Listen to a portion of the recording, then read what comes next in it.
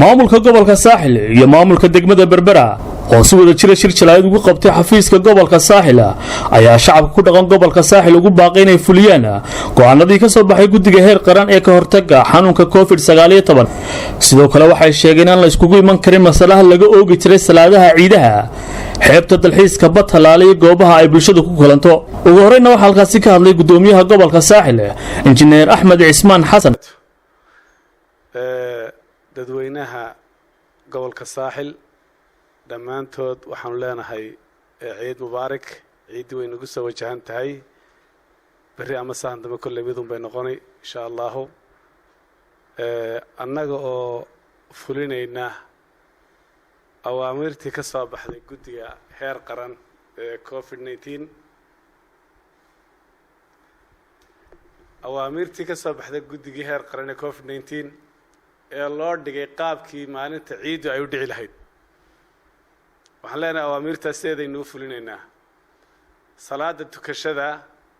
nin walba wuxuu ku tukanayaa gurigiisa kiyo bulshada loo danaynayo badqabka bulshada loo danaynayo xogayaha fulinta dawladda hoose Cabdikariin Aadan Saciid iyo duqa degmada Berbera Cabdishakuur Maxamuud Xasan Ciidin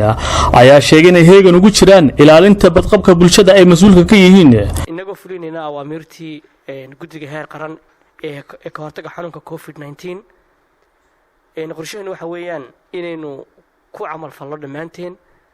kalsooni badan baan idinka qabnaa dadweynaha reer Berbera iyo gobolka Saaxilba maadaama aynu nahay gobolka ilbaxnimada iyo karaamada waxaan aad iyo aad u sii adkaynaynaa guddida heer qaran marka ay ilaaliso fulinta waxa iskale maamulada gobolada iyo degmooyinka haddaan nahay maamulka iyo gobolka iyo degmadaba waxaanu idin sheegaynaa in aanu fulin doono oo aanu ku adkaan doono awaamirta guddida heer qaran ay soo saartay waxa lagu adkaanaya waa badbaadadaada sida ciidamada qaranku ay u badbaadiyaan naftaada oo ay dalka u difaacaan oo biliiska habeen maalin kugu soo jeedo ayaa mar kale qaranku kugu badbaadinaya oo ku leeyahay caruurtaada iyo gabadhaada iyo ilmahaaga iyo hooyada iyo walaasha iyo eedada haqaadsiin xanuunka baa lagu leeyahay oo aad waxa noqon fidiye iyo fudaydiye aan noqon marka waxaan u sheegaynaa dadka reer Berbera inay naga reeban tahay dhammaan soo baxyadii iyo madalihii ay bulshadu ku kulmaysay inta nooc doonaan baa ahaadaan badii baan la iman doonin